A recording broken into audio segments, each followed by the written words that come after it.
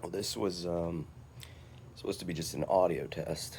I'm not really worried about the lighting. It's dusk in Florida, but yeah, I got this camera and I got a new phone. I was not planning on filming with the phone. I was gonna film with the camera, but this is a brand new camera. I've never owned a camera, and apparently I need a lens that didn't come with the camera. I was not expecting to have to worry about that. So, um, yeah. So I'm going to see how the audio worked without adding a mic, but I also do have a mic. I have a couple of different mics. Um, just to clarify, I haven't owned a camera in almost 20 years, maybe. Very, very into film when high 8 camera or high 8 tape was a thing, and transferring from VHS. So it's been a long time, but this will just serve as a upgraded quality phone video. Yeah, and I'm outside, so the audio might still suck, but this is just a learning experiment. I went and grabbed a bunch of random packs from my buddy Connor at a local game store. Shout out to Gamers R Us. That's my local spot. And I was debating what to open here, and I kind of think, I don't know. I got back into I got back into Magic a couple of different times throughout life, but during COVID, I went through, I probably have hundreds of thousands of Magic the Gathering cards I've gathered over the years, and IKORIA had come out, so we will talk about this today. So, IKORIA is exciting for a number of reasons. I hadn't really been paying attention to lore. Theros Beyond Death, I believe, was the set that came out before this. This seemed cool because my Magic the Gathering experience hadn't been like big stompy monsters, but I also was a huge fan of creature features and Godzilla movies. Back when I was a kid, I'd walk up to the local video store. I'll open a pack while I'm talking, I guess. ASMR. But yeah, there was a video store walking distance from my house, and when I was a kid, my parents were cool with me going up there, and I love the movie Alien and anything that was like Alien adjacent or anything that was like Godzilla, because I could rent them even though they were like big destructive things. They weren't like bloody, scary, sexy, it was something a kid could see. So I have to watch like all the Toho Godzilla movies. But anyway, old friend Sean Bach talked to me about Commander. I started looking at my cards, maybe tried to build a Commander deck, and then the world shut down for COVID. So I'd played a lot of Magic the Gathering, but never in a group setting. And as soon as the world started opening up, I was playing Commander. IKORIA was out. Everybody was wearing masks. Yeah, so that was my introduction to Commander. So, yeah. Thieving Otter is a really cool card, but this doesn't really speak to the spirit of IKORIA. IKORIA was like these big stompy things. Spell Eater Wolverine. But here we go. This was more my speed. The Garrison Cat. She'd build tokens. Things would happen. Bushmeat Poacher. I'm thinking the uncommons and the rare will just be more of conversational. You got Wilt was standard targeted removal. Here we go. Patagia Tiger. Enters the battlefield, target human you control gets +2/+2 until end of turn. So that was a fun thing that you could build around, the idea that these giant monsters had a relationship with the humans on the plane. Most of them, not all of them. Target creature gets +1/+0 until end of turn. Put a first strike counter on. Yeah, I didn't heightened reflex is not something I played a lot of.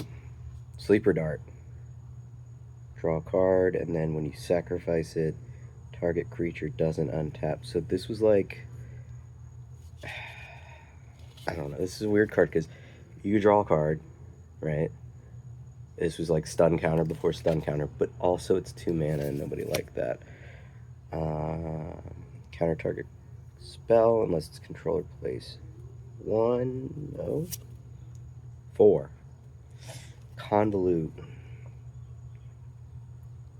I feel like if this didn't cost 3 mana, it might be something you'd see more often. But yeah, that's wild.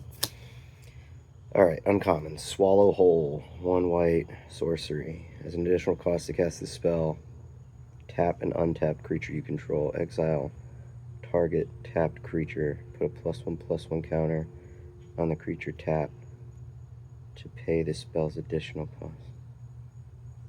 Tap an untapped creature you control.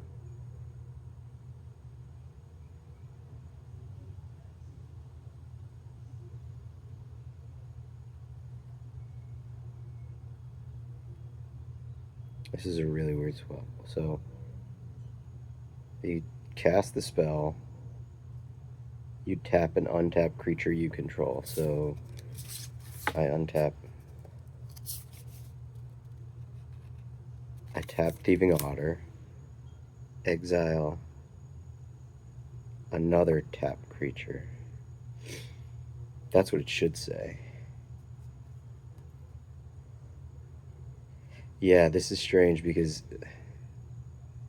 it makes it sound like you're going to exile this creature when, yeah, so this is a targeted removal, but you have to tap a creature you control, but you also get to make it bigger. This is just probably the weirdest sorcery. I don't like this at all.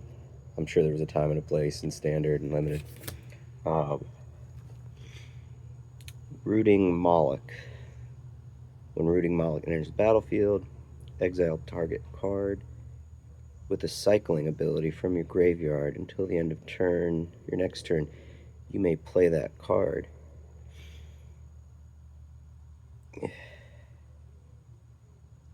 Yeah, I mean, it's kind of cool. Cycling was big in this set. This just costs 5 mana, though. I don't know if that's good. Doesn't seem good here. Okay. So, I have a deck that I built, and this is probably my favorite commander deck, but it's IKORIA First of Locthwain.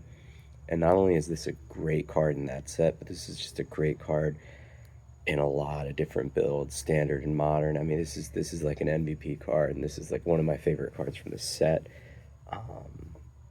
Bastion of Remembrance, 2 and a black enchantment. When Bastion of Remembrance enters the battlefield, create a 1/1 white human soldier creature token. Whenever a creature you control dies, each opponent loses 1 life and you gain 1 life. And then the flavor text, lives taken are lives not easily forgotten. So like the beauty of this card, and the reason I love it so much, is this is an enchantment. It's got a black pip.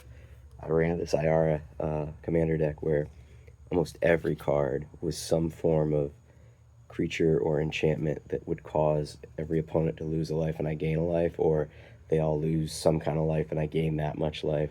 Just ping, drain effects where each phase, like something at the upkeep, dogged pursuit, so something at the end step, something at the beginning of combat. And this was great because it created a body that you could use as the blocker, but it also it just created another effect, and it's got a black pip. So when I drop Gary and I've got like all these enchantments out and a couple of creatures and IRs, 3 black pips, you just end up doing massive drains. It's awesome. All right, so this one's Death's Oasis. This is the rare. White, black, green. I need to get better at knowing what the 3 color. Yeah, it's Grixis would be blue. I don't know. Abzan. White, green, black, Abzan. Whenever a non-token creature you control dies, put the top 2 cards of your library into your graveyard, then return a creature card with lesser converted mana cost than the creature that died from the graveyard to your hand. And then you can pay 1, sacrifice Death's Oasis. You gain life equal to the greatest converted mana cost among creatures you control. Never really played with this, so... Okay, but this is the glory of... And I've bought a lot of IKORIA, and mostly for this. I'll just show off the human soldier token. Cool. Planes. Cool. We don't care about that. This is beautiful, and you're not going to be able to see it because the sun's setting, but I got a foil Zagoth Triumph full art, extended art, whatever this is called. I think that's Grixis Swamp Forest Island. These enter tapped, and they have a cycling 3. But yeah, these are, the Triumphs are bombs, man. These are great. I'm sure this is a good pull, too. Pack probably costs like $6, maybe. I don't know. But yeah, this is a great pull, and I don't know that I have this art of this Triumph, but the Triumphs are awesome, man. It's one of the best parts of the set. Yeah, I really love that set too. I think it was just, like I said, the homage to like big creature feature stuff, and yeah, IKORIA, and you know, maybe the next one I do be this Theros Beyond. We'll open a pack, but yeah, it's kind of cool to see how lucky you get in these. Because the Triumphs are going to be around forever now. There's just, if you're running 3 colors, there's no reason not to have one of these. If you're running more than 3 colors, probably got space to put the relevant ones into your deck. They enter tapped, yeah, but it's the best mana fixing that's not dual lands. You know, fetches, yeah. I mean, just you're already running all those. This is arguably you'd run this instead of a basic, depending on what your game strategy is. But yeah, that's like 1 to 3 slots in your deck. I don't know. Pretty cool. Pretty cool pull. Like I said, I'm gonna work on getting everything set up here, because right now this thing's not it's not thinging. But yeah. So we'll get back to the gathering and open some packs later.